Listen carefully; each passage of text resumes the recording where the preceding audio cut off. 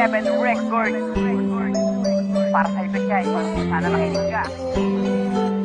Volume 2. Dead Time Production.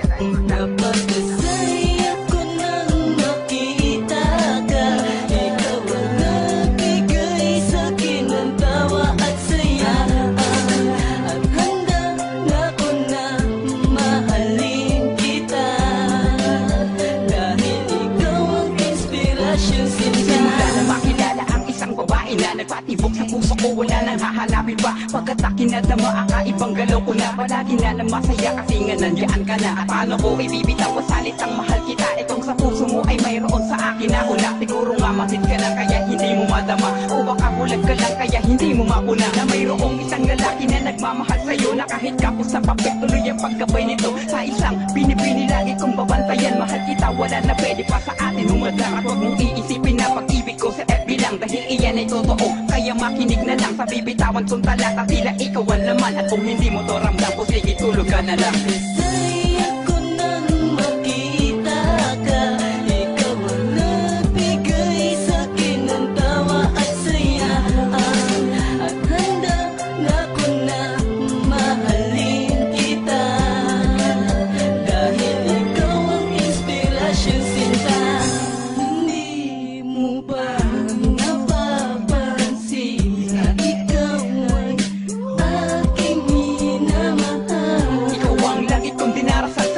Okay lang sa akin na magkantay man na matagal, pagkat sa'yo o nakita katangian ng isang binibini sa mundo na handa kong pagsilbihan. Kasi naman ikaw ang gustong alayan ng lahat, ng isang lalaki na ang kayamaning magsulat, na kahit na marami pang katungkaligan na iba, gusto kong malaman mong iba ako sa kanila. Pagkat sa dami ng lalaki nagpaluha lang naman sa maganda mong mata na dapat ingiti mo lang ang mga problema na hindi na dapat iyakan.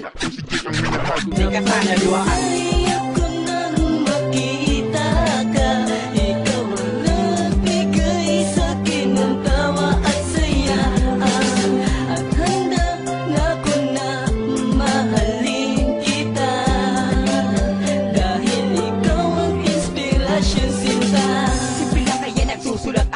Maintindihan naman ang isang gaya mo na wala nang ginawa kundi ang makasar na lang. Hindi mo na napapatin ang aking nararamdaman. Ang sarap mo ng potongan pero di ko gagawin, kasi ang mission kong ito isang girl ang pasayahin at di ko paluluwain ng mapungay mong mata. Lagi kang mayroon sa akin, di isa kundi lima, because you're one and only baby deep inside of my heart. And I promise pretty lady you will never be apart, cause baby girl ikaw sa akin ay nag-iisa lang. Pagkat si J-Michael sa pata ay sayong sayo lang. Walang kaagaw dahil wala naman talaga, kung mayroon man iyon ay ang nag-iisa ko na ina. Dahil sa'yo ko lang ibibigay pag-ibig kong buo, yan ang pangakong binitawan, itaga mo sa bato.